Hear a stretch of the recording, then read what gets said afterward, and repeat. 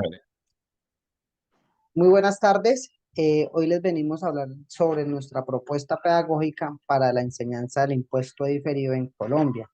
El grupo está conformado por Omar Camilo Duarte y quien les habla, Héctor Vigoya. Para empezar, el impuesto diferido es una norma necesaria que debe aplicarse para el control de los estados financieros. Sin embargo, se prevé que en la mayoría de las empresas su uso sea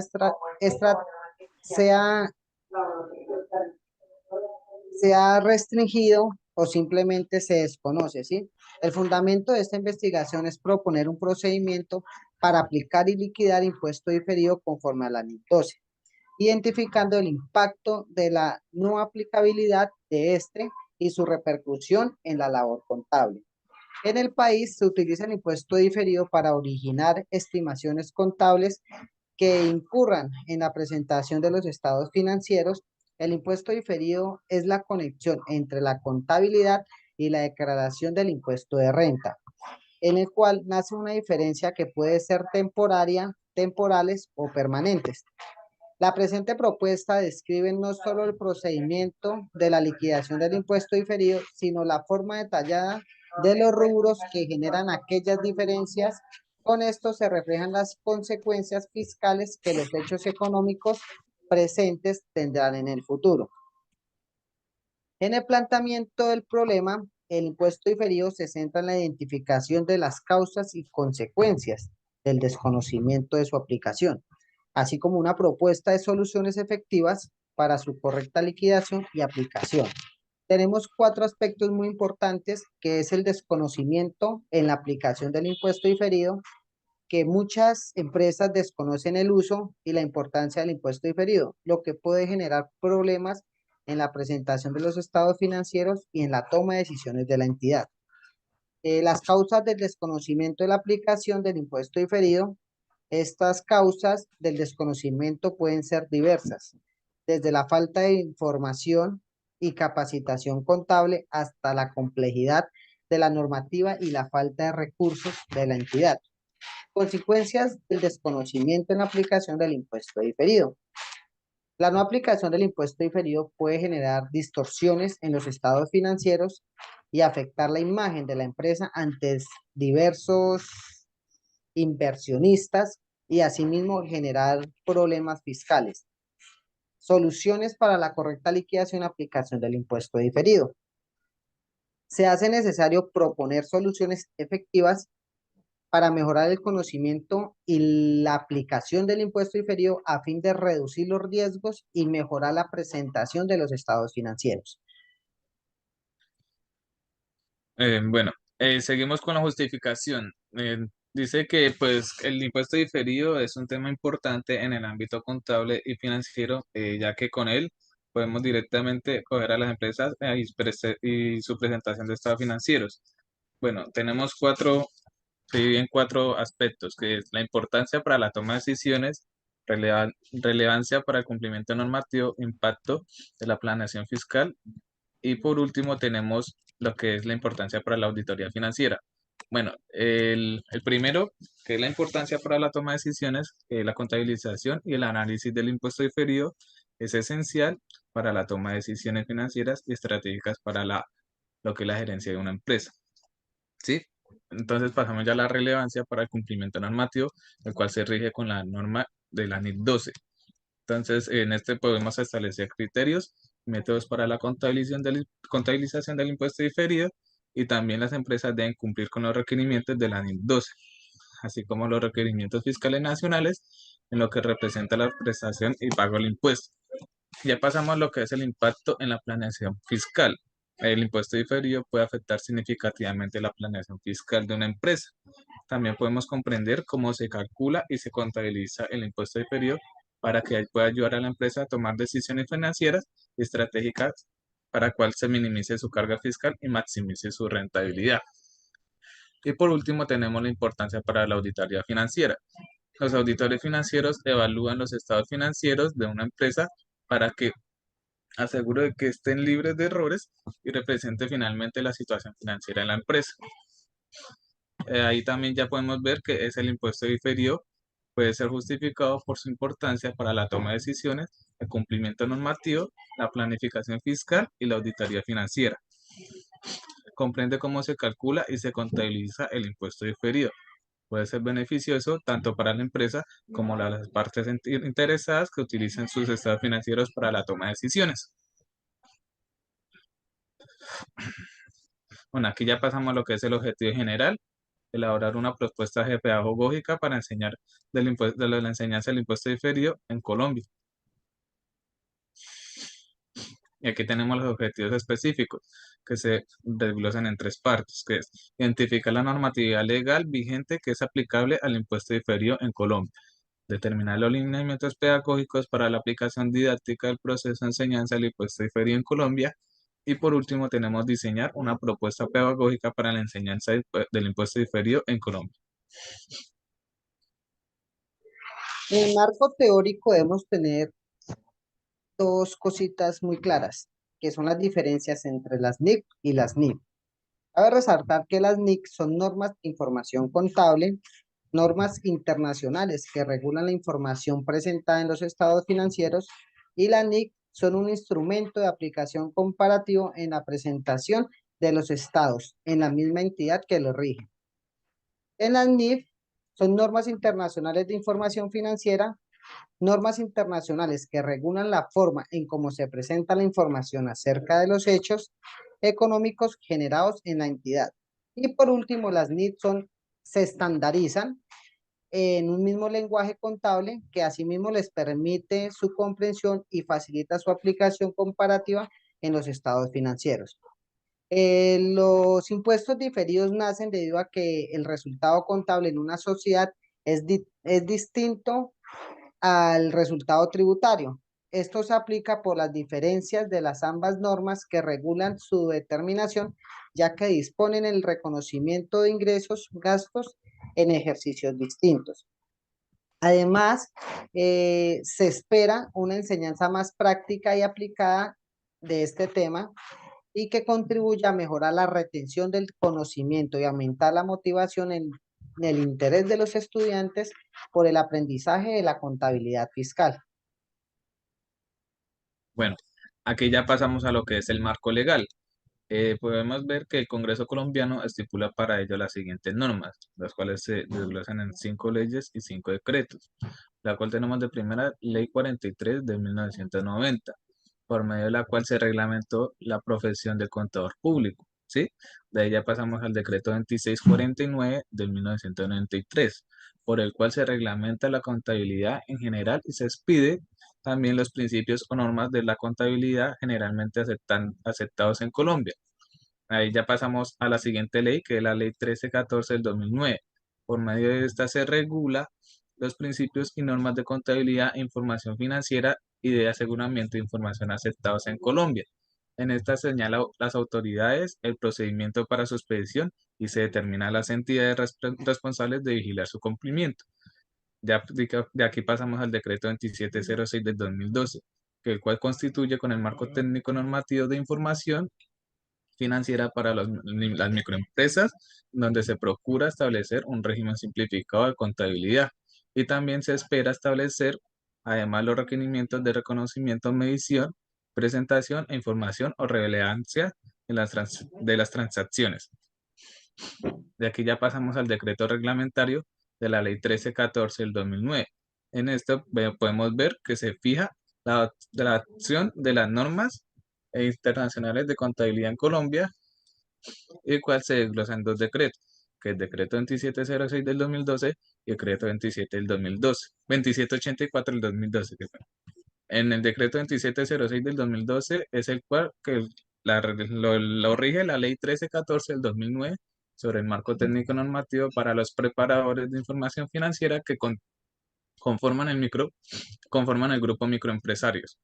Y el decreto 2784 del 2012 es el cual rige la ley 1314 del 2009 sobre el marco técnico normativo para los preparadores de información financiera que conforman el grupo 1. Normas regulatorias del sistema financiero en Colombia. Está la ley 45 de 1990, que esta expide normas en materia de intermediación financiera, que se regula la actividad aseguradora, se conceden unas facultades y otras disposiciones. Esta estuvo enfocada en la liberación de los mercados y la internalización de la economía, ¿sí? También podemos decir que la Ley 35 de 1993, estas dictan normas generales y señalan los objetivos y criterios los cuales se deben sujetar al gobierno nacional para regular las actividades financieras, bursátil y aseguradora del manejo, aprovechamiento e inversión de recursos aceptados del público. Tenemos la ley 510 de 1999, que estas dictan disposiciones en relación con el sistema financiero y asegurador, el mercado público de valores, la superintendencia bancaria y de valores. Esta también estableció un nuevo sistema de crédito a lo largo plazo de vivienda. Esta ley ha sido modificada y derogada por las leyes 676 del 2001, 964 del 2005 y por el artículo 54 del decreto 775 del 2005. El objetivo de la NIC 12 es establecer el tratamiento contable del impuesto a las ganancias derivado de las actividades de una entidad durante los periodos corrientes y futuros. Para esto nacen tres partes fundamentales, que son las diferencias temporales y las diferencias permanentes. En las diferencias temporarias tenemos que tienden a revertirse en el tiempo hasta desaparecer, ¿sí? Se obtienen del análisis de la partida del estado de situación financiera y las declaraciones de renta de cada partida. Y por último, representan la acumulación en el valor de libros de los activos y pasivos de las diferencias temporales presentadas en el periodo actual y en el periodo anteriores. Las diferencias temporales se revierten en el futuro, se obtienen del análisis de las partidas del estado de resultados y las declaraciones de renta de cada periodo. Y por último, se acumulan periodo a periodo y se pueden evidenciar como diferencias temporarias en el estado de situación financiera. Por último, tenemos las diferencias permanentes, que son aquellas diferencias entre el valor contable y el valor fiscal de los dos activos que no se revierten en el futuro y que se representan por el conocimiento de gastos que no son ni serán deducibles o ingresos que no son ni serán grabados. Bueno, aquí ya pasamos a lo que es la metodología. Bueno, utilizamos qué pena, la investigación a la cual se realizó se enfocó en el tipo descriptivo, el cual se basa en la observación detallada de los hechos y la explicación minuciosa de los componentes que constituyen el fenómeno en cuestión. ¿Sí? Este proyecto de investigación recopila diversos hechos relacionados con con los funcionamientos del impuesto diferido, analizados detalladamente con el objetivo de responder a los cuestionamientos planteados en este estudio.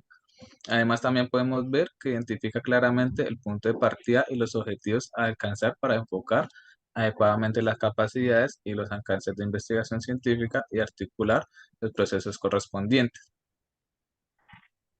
Por otra parte, tenemos la hipótesis, la cual nosotros tomamos como población los estudiantes de noveno semestre de Contaduría Pública, la jornada nocturna de la Corporación Autónoma de Nariño.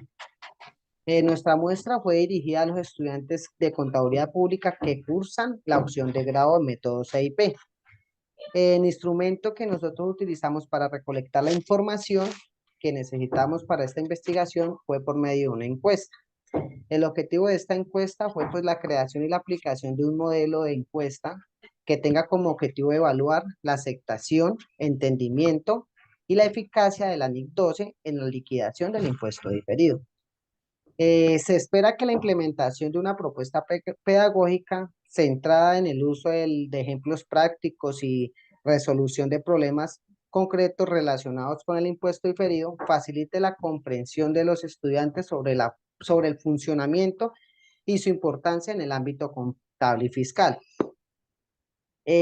Con esto se espera que pues, los estudiantes tengan un mejor desempeño en la retención del conocimiento y asimismo ellos se motiven en el interés de aprender más a fondo del impuesto diferido, ¿sí? Por otra parte, tenemos la encuesta y el resultados, los cuales tuvimos estas tabulaciones.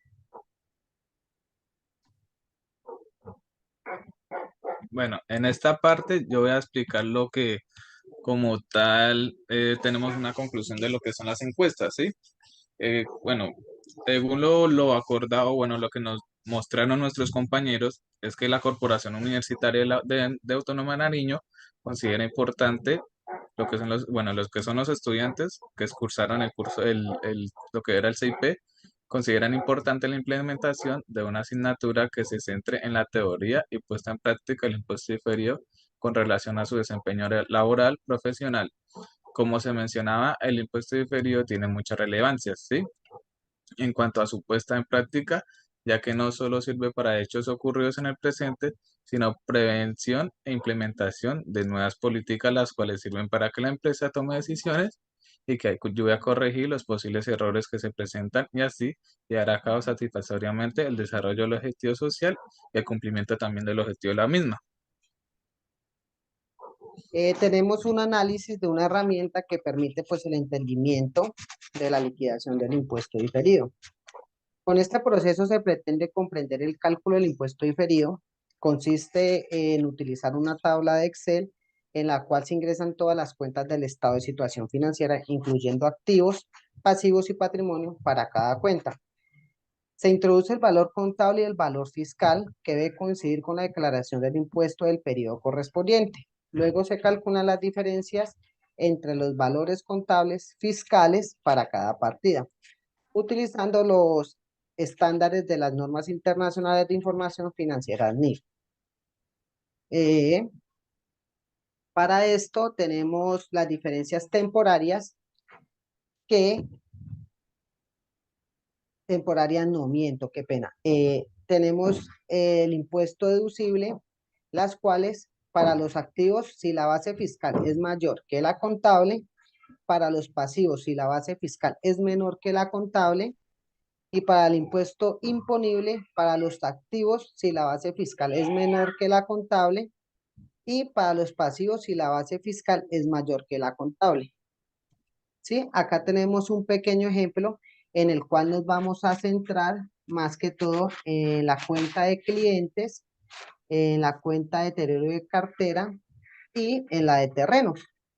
Como podemos ver, tenemos la cuenta, descripción de la cuenta, saldos de la IFRS, saldo fiscal, la diferencia que es pues la diferencia entre el saldo IFRS y el saldo fiscal.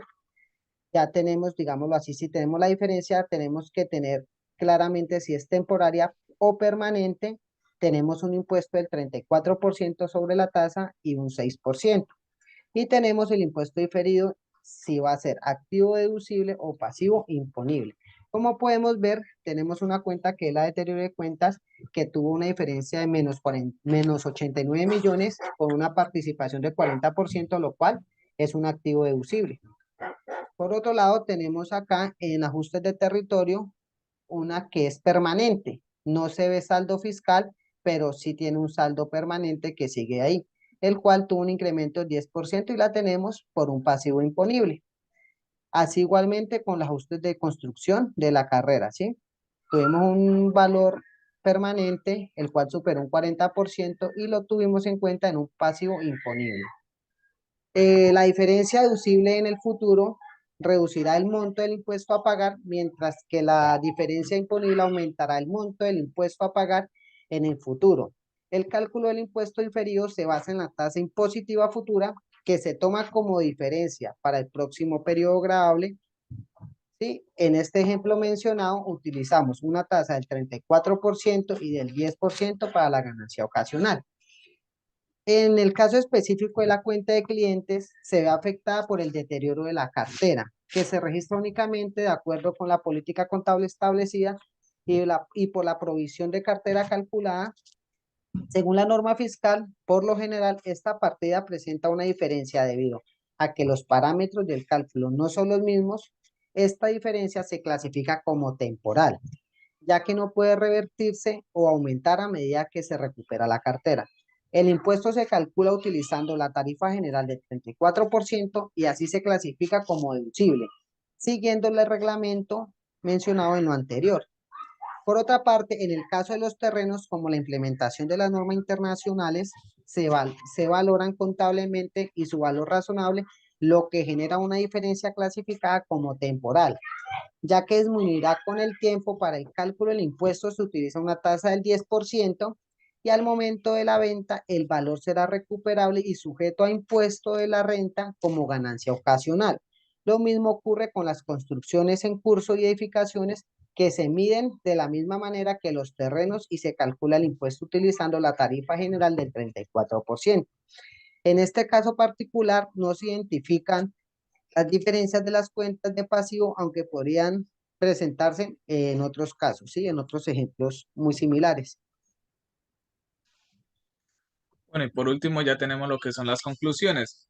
Pues como podemos ver, nos basamos en la investigación realizada en este trabajo y pues teniendo en cuenta las conclusiones obtenidas, se sugiere adoptar las normas internacionales de contabilidad como la principal guía a presentar información contable financiera, ¿sí?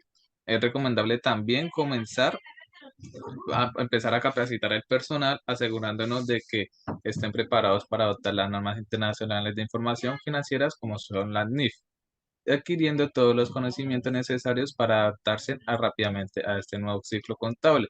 Y pues también teniendo la práctica diaria, la asistencia a congresos, capacitaciones y seminarios es importante para fortalecer el conocimiento y comprender con mayor claridad los requisitos establecidos por las normas. Por último, y para apoyar un poco lo que mencionó mi compañero, cabe resaltar también las conclusiones que pusimos a disposición en las diapositivas, que es importante destacar la urgencia que tiene la universidad en enfocarse en la implementación y actualización de las normas internacionales, incluyéndolas como tema académico, al implementar y aplicar las normas internacionales de información financiera. Es necesario elaborar un plan de trabajo que indique la situación actual de la universidad y pues que permite identificar los procesos a seguir para garantizar un trabajo adecuado, ya que pues los nuevos profesionales deben entender los cambios a los que necesitan adaptarse y comprender la realidad que estamos viviendo en el ámbito contable. Estas son las referencias, las páginas las cuales nos sirvieron de apoyo para adquirir pues nuestra información para llevar a cabo esta investigación y poderla presentar hacia ustedes. Y eso es todo. Muchísimas gracias. Bueno, muchas gracias a todos, a la profesora por todo y pues esperar que todo nos salga bien y que les guste lo que es como tal el énfasis a lo que era el impuesto diferido.